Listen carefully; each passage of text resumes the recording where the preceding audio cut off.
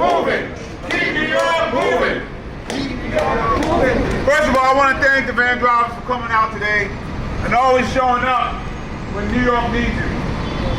If there's a blizzard, if there's a blackout, if there's a shutdown, the van industry is where government comes to make sure that people can come home and go to work. They've done it more than once. And every time there's a state of emergency, they call on the van drivers, and then they send them back and try to send them back underground. That's not right. And that's not acceptable. I've been taking van drives when I was a little kid, and I could start riding to get to school when I was in Star City. There are many places in this city that is very difficult to get from point A to point B. This industry provides a much needed transportation system for those communities. Myself, Nick, Corey, Monique, other electeds worked really hard in the city council to put bills in place to make sure that folks can earn an honest living without harassment from law enforcement, to bring them as much as we can out of the shadows. And we always said we're only going to work with those vans that have licenses and that have insurance. Those were the van drivers we're going to work with. And thankfully, we were able to provide a space for licensed and insured van drivers to drive. We even had a big publicity plan where we're trying to put decals on all the vans that were licensed and insurance so that we can protect New Yorkers so they know who to go to. And every time we make a step forward, they try to bring them back. Again, this always seems to happen primarily to black, brown, and communities of more color. And I have to be clear about that. Because since we've been pushing to get this done, we've seen other industries come in place. We've seen Uber, we've seen Lyft, we've seen a whole bunch of other shared drivers coming into the industry that these folks have been doing for decades and being fought against. And we finally got them to a place where we can get licensed, insured drivers to keep the community safe and keep them moving.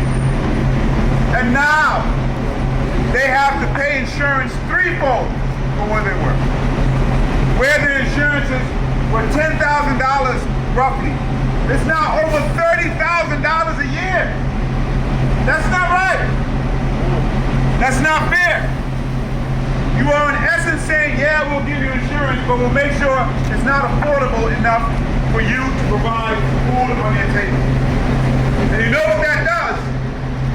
That allows renegade drivers with no insurance, no licenses, no driver's license, to take their place that makes everyone unsafe. We've tried to go to DFS, even Dowdy in particular. We've tried the best that we can to try to get these folks back on the road, safe for everyone. Nothing has happened. So now I'm at the governor's office. And I'm asking Governor Hochul again, I remember I spoke to her about it. I'm asking her again to come and make sure that Stephen and DFS provide affordable insurance to the drivers. If it's not truly affordable insurance, you're basically shutting down this industry of black and brown drivers, primarily immigrant drivers. That doesn't make any sense. And as you're starting to run for re-election, you should make sure that these communities are first in line because they were hardest hit. And these are the ones that you come to whenever there's a problem. Whenever there's a problem, you go to them first. They just want an honest day's work and an honest day's pay. They can't do that if the insurance is so far up that they can't afford to pay. And so now they have to choose not paying their bills or going on the road with no insurance at all. That is unacceptable. So Governor Hochul, once again, please step in. We're only asking for what's fair. All we're asking for what's fair. This woman was in tears because she can't be on the street. She can't pay for food. She can't pay for rent. That's not right. Governor Hochul, this is now on you. We've done everything we can. Next time if we have to come back down, we're probably going to shut the street down.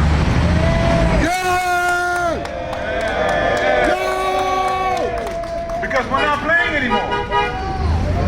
These folks need affordable insurance. They're not trying to be out there illegally. They're not trying to be out there without the proper licenses. They're not trying to be out there without insurance, but that's what you're driving them to. These are the responsible drivers that you're putting in this situation. So please hear us. Just do the right thing. It's a pretty easy thing to do. DFS can get it done. Are we calling up Nick Perry next? Where's Leroy? But first, can we do a moment of silence for Mama? Yes. So we had, everybody here knows Mama, and she passed away from COVID. But this is one of her biggest things that she wanted done. She wanted to make sure that there was proper insurance for this industry. She spent decades. She came up, it's a true American immigrant story. From the bottom up, it helped create an industry, created a company. And we lost her a couple months ago, and I'd love to take a moment of silence for Mama.